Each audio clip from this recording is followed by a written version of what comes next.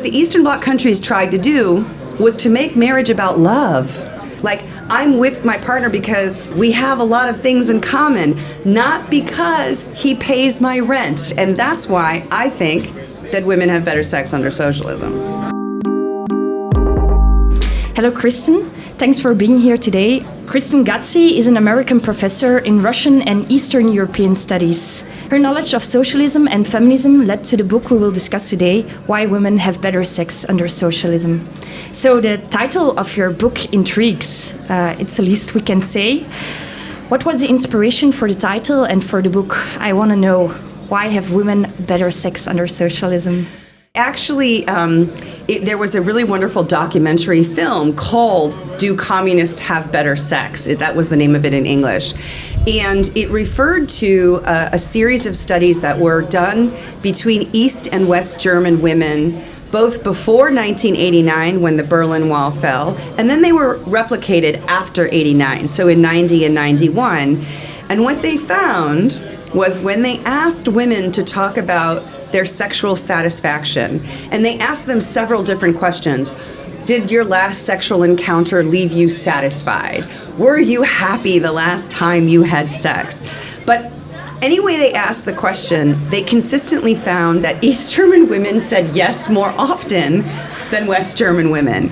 And a lot of people were really surprised at this finding. And so then the question was, as a social scientist, this is such a perfect, what we call a natural experiment, because you have two populations, the same culturally, divided for 40 years only by their economic and political system. And so when you have this really consistent finding that shows that women in one side of this divide are saying that they have better sex, the natural explanation is it's something about the economic and political system that allowed for women to have greater self-satisfaction in their personal lives and private lives. Why?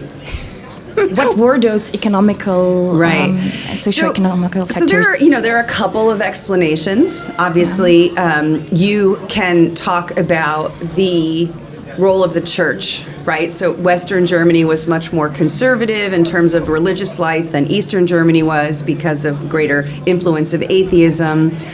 But really the thing that I talk a lot about, and that's why the subtitle of the book is "And Other Arguments for Economic Independence," is that the East German government, unlike the West German government after the Second World War, where in West Germany women went home and were expected to stay, in the kitchen with the children or maybe go out only to church, right? But in Eastern Germany, women were given jobs and women were educated and women were mobilized into the labor force. And the East German government really, through magazines and various forms of education, really tried to argue that men and women should be equal. And they allowed women a certain amount of economic independence that gave them the kind of confidence so that they were no longer dependent on men. And that's really the core of the argument. In societies where you have expanded social safety nets which support women in their dual roles as mothers and workers, women have more confidence and more ability to leave unhappy, abusive, or otherwise unsatisfactory relationships. So is it true that in the old socialist experiments, great strides were made in women's rights and gender equality? It's an unknown story, certainly in the Western countries. In Belgium, we don't know how women's rights were put into place. Can you tell us something more about that, please? Yeah, so I actually think this is a really important history for people on the left to know. And, the imbrication between women's rights and workers' rights and socialist ideas really goes back to the 19th century with women like Flora Tristan, who was a French-Peruvian utopian socialist living and writing in Paris. People like August Bebel and Clara Zetkin, obviously Friedrich Engels, were all writing about the relationship between the economy and women's rights.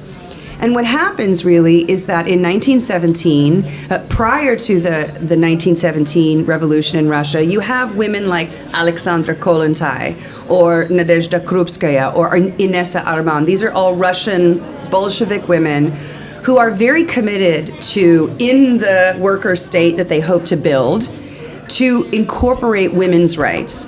And so between 1917 and 1936, when Stalin shuts everything down, you have incredible experimentation with a radical expansion of social safety nets to socialize women's domestic labor. So you have obviously things like kindergartens and creches, but you also have public cafeterias and canteens. You have public laundries. You have mending cooperatives, right? So there's this idea that if you socialize the labor that women do in the home, it's much more efficient. It gets done more quickly and efficiently, and it frees up women to actually pursue and have lives outside not only of the domestic sphere with their partners and children, but more broadly, it really starts to expand the definition of what it means to be a woman, right? Not just a mother or a wife. Okay, but they also had the right to abort and the right to vote also. Absolutely. So women in the Soviet Union, or actually women in Russia, between the February and the October Revolution, get the right to vote. Also, Alexandra Kollontai became the first Commissar of Social Welfare, and she was in a position of great power to implement many of these reforms. Can you just explain who Alexandra Kollontai is? So Alexandra Kollontai is a really interesting figure. She was herself a theorist of the relationship between women's rights and capitalism and socialism. She was actually an aristocrat who started out as a social democrat. She was a Menshevik, and she remained a Menshevik until 1914. And in 1914, after the Social Democratic Party of Germany votes war credits to the Kaiser, she becomes a Bolshevik, and she ends up siding with Lenin. And Lenin makes her the first Commissar of Social Welfare in 1917. So she was a very, very influential figure. And she was the one, together with some of her colleagues in this Russian organization called the Women's Section, the Zhenotel, they were the ones responsible for putting into place all of these policies. Now, as I said, including the first country in the world to give women the right to abortion on demand in 1920. Women had the right to divorce. Women had all sorts of freedoms, including the right to reproductive freedom. It's all reversed in 1936. But after Stalin's death, it comes back. And especially in Eastern Europe, in countries like Poland and Czechoslovakia, and East Germany, Bulgaria, you have an incredible expansion of women's rights. Now, it's not universal. Places like Romania and Albania were not very good places to be a woman, especially in Romania after 1966. But there was much progress that was being made in this part of the world that we really need to study and learn about so that we can kind of apply some of the experience that they had to the challenges that we face in the present day. I'm going to show you a picture. Valentina Tereshkova. Yes. So like when women were going into space in the first socialist experiments, women, her Western sisters were still installing their kitchens. Absolutely. So it's Why is 1963. that? Yeah. So it's the same year in the United States that Betty Friedan writes this book, The Feminine Mystique, which is believed to have kind of kicked off the women's movement in the United States. But the launching of Valentina Tereshkova into space, of course, it starts in 1957 with Sputnik, the launch of Sputnik. The American government was very content to let women stay at home with the children in the kitchen, as were many governments in Western Europe, by the way. But what happened in 1957 is that the Americans said, how did the Russians put a satellite into space? How did the Russians put a dog into space? How did the Russians do X, Y, and Z? And what they realized was that in 1957, 13,000 women were graduating in the Soviet Union with degrees in engineering. In the United States, it was less than 100. And so if you think about that, 13,000 women engineers, they had so much more brain power in the Eastern Bloc because they were educating women in science, in technology, in medicine, in all sorts of professions that were in the West still very much reserved for men. And so in 1957, there was a book called Woman Power, where the United States government, the National Manpower Planning Council, basically said, you know what, I think we need to start educating some women. So in 1958, they passed the National Defense Education Act, which set aside money for the education of women in mathematics and science. And then in 1963, when Tereshkova was in space, she was the front cover of the New York Times. Soviet blonde, first woman in space, right? That's how they referred to her, as a blonde, right? Because they didn't know what to do with this, And then slowly, I think what starts to happen is, and as I argue in another book, it's this challenge from the Eastern Bloc countries that are really showing that women can be astronauts, women can be mathematicians and engineers and scientists, that suddenly sort of forces the West to kind of say, ooh, maybe we should really do something to educate our women too. Yeah, that leads me to my next question. Did the rapid emancipation of the women in the East have an impact on the feminist struggle in the West, or on the consciousness of equal rights between men and women? So I think that there's a kind of two-pronged answer to that. And of course, the situation that I'm most familiar with is the United States, but I think there are analogies in many countries in Eastern Europe. In Western Europe. So in the initial period between 45 and let's say 57, I think the emancipation of women in the Eastern Bloc actually prevented the emancipation of women in the West, because a lot of men in government said, if you let women outside of the kitchen, you're a communist, right? Any woman who was in the public sphere, who was speaking, she was a communist. And we had McCarthyism in the United States, and many, many women were persecuted as many women, they were communists, right? They went to the fight in the Spanish Civil War in the 30s. Many black Americans were communists, right? So there was a huge pressure. Anybody who was in favor of civil rights, of the equality between black and white people, anyone who was in favor of women's rights, you were a communist, and that was bad. After 1957, after the beginning of the 60s, as I said, because of this realization that it might be useful to have women in the labor force, suddenly the West tries to catch up with the East. And I think there's a rapid, and you especially see this in the discussions about women in what we call the global South, right? Which is the better path to economic development. And many women in Africa, Asia, and Latin America, we saw it with the Cuban Revolution, we saw it in places like Vietnam, they were very much attracted to these leftist parties because they promised women's emancipation. And I think that challenge to the kind of capitalist model of development really accelerates the attention to women's rights, and especially at the United Nations. It's the communist countries who are the first ones to propose that 1975 should be International Women's Year. And because they propose it, there are these three big international United Nations conferences: in 1975 in Mexico City, in 1980 in Copenhagen, and in 1985 in Nairobi. And it's at those conferences that most of the global women's rights frameworks that we have today, they were established from those conferences. And they were directly as a result of superpower competition between the West and the East. Okay. And did the fall of socialism had an impact on women's rights also, not only in the West, but also in the East? Absolutely. Again, we look for as a social scientist, we look for natural experiments. If you want to see the effects of capitalism on women's lives, the best natural experiment that you can do is to look at what happened to women in Eastern Europe after 1989 and women in the former Soviet world after 1991. And what we have seen, almost without exception, is that the status of women has declined precipitously. And I can go into many, many, many examples of that. In the West, the last World Conference on Women was held in 1995 in Beijing.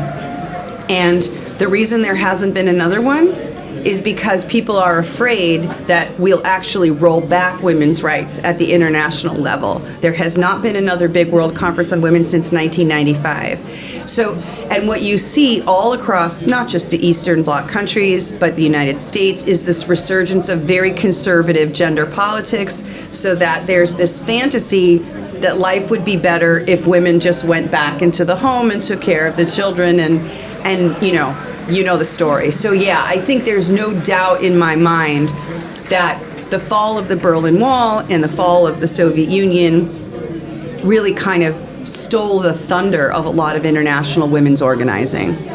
Okay. But it certainly wasn't perfect under socialism. There was still a painful patriarchal culture, like everywhere in the world.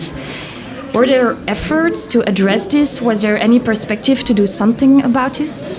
Oh yeah. So first of all, I definitely want to acknowledge that it was not perfect, right? Patriarchy persisted, as it does everywhere. There were great efforts that were made, I think, to try to change men's point of view. And I have many colleagues in Poland and Czechoslovakia, in East Germany, my own work in Bulgaria, that shows all of the very creative ways that these state women's committees tried to get men to help out around the house. So here's just a short, like very concrete example, which I think is really funny. So in Bulgaria, as in many places, women cook in the kitchen, but when it comes to making barbecue, men cook outside, right? You know, when you grill. Is it true here too, right? Yeah, right. yeah. So the women's committee said, okay, men will cook if it involves like something that they think is masculine.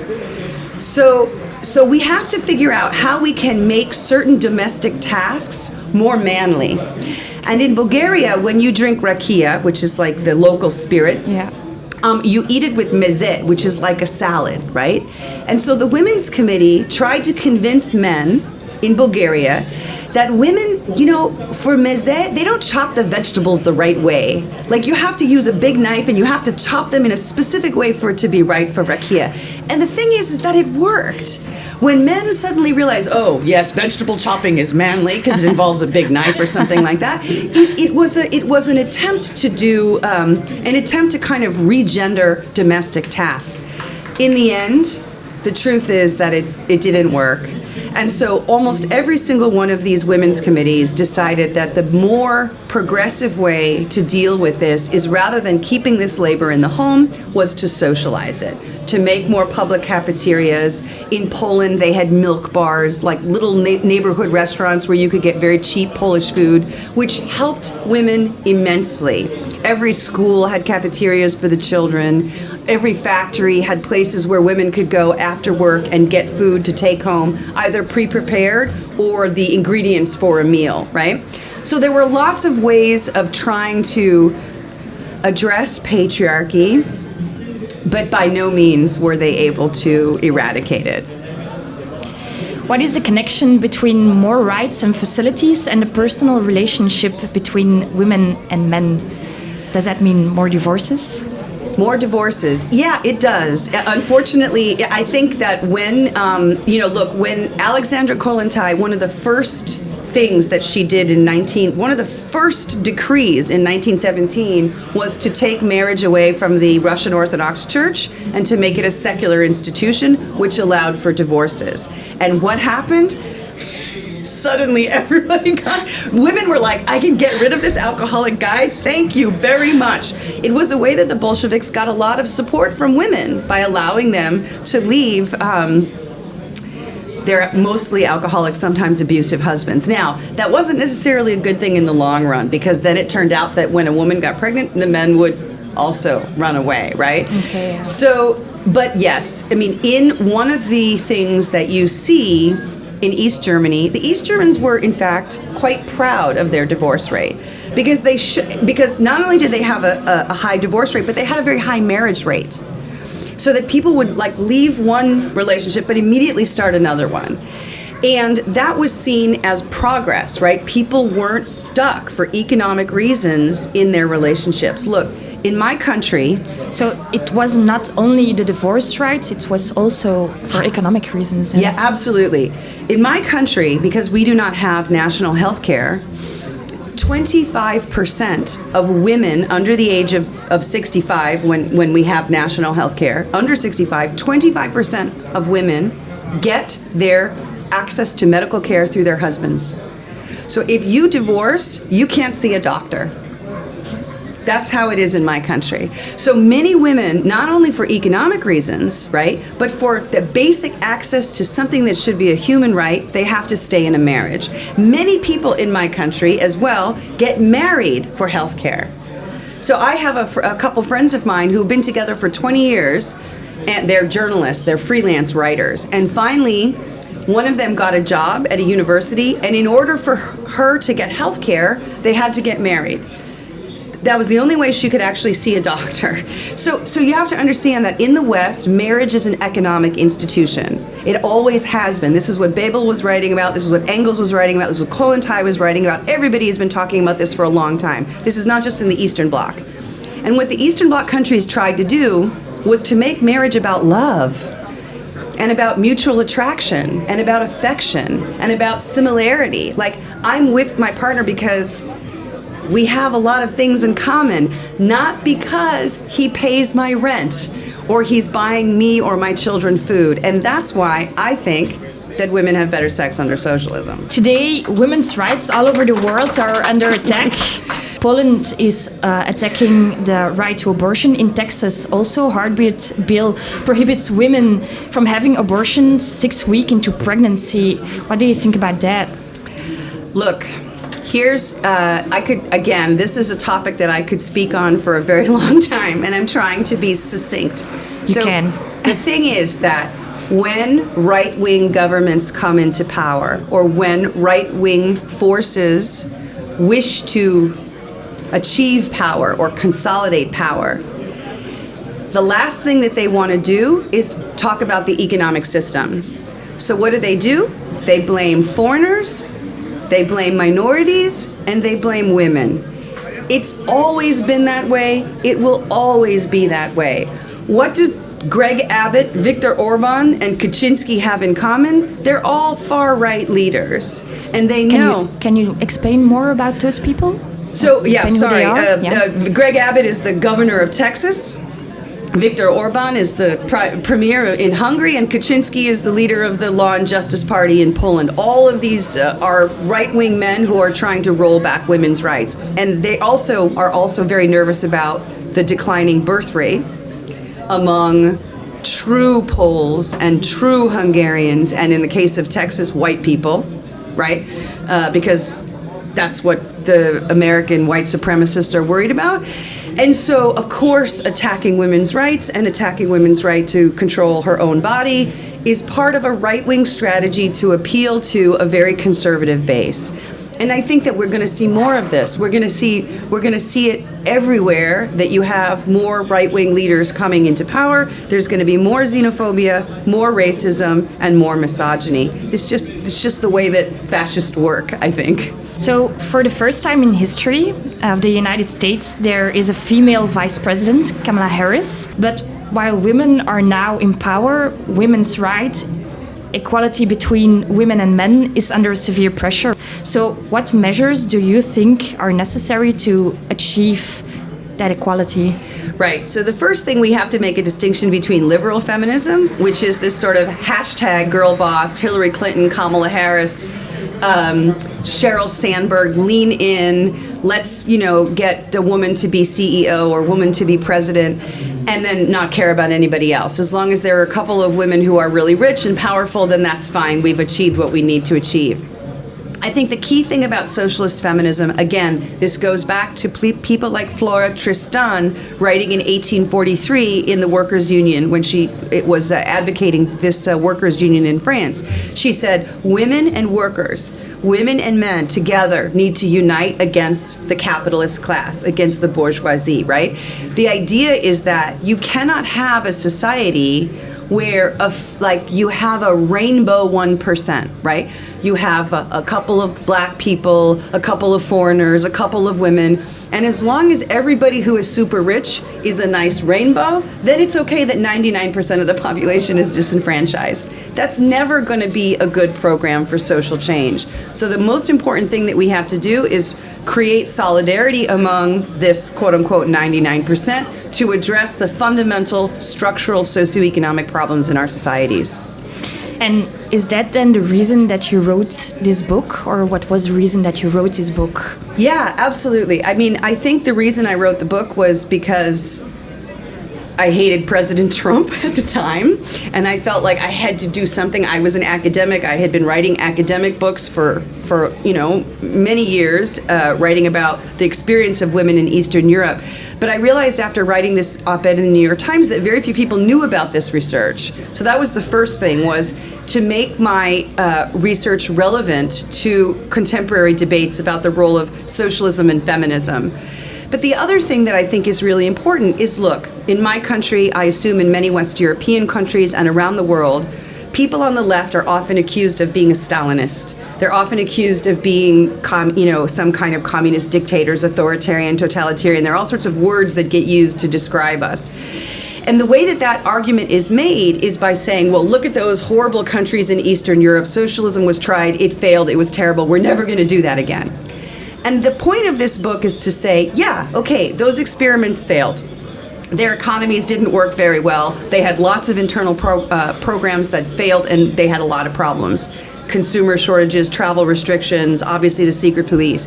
But there were many things about those societies that were good, like women's rights, like the emphasis on education, like the emphasis on social equality, like all sorts of cultural programs, sport. I can give you lots of examples. My specific expertise is women's rights. Even in West Germany today, the western part of Germany, where they're very anti-communist, mainstream publications will begrudgingly admit that, okay, yeah, well, the East Germans did a lot of good things for women, right? So I think that one of the things that we have to do as we think about how to craft kind of a socialist future for the 21st century is to go back and look at these experiments from the past, get rid of all the bad things, but try to find all of the good things that we can salvage and rethink those good things so that we can move forward, knowing the history, knowing the possibilities of the future, and together build a more just, equitable, and sustainable world. Okay, thank you so much for being here today. Thanks so much for having me. It was really a pleasure. Yeah.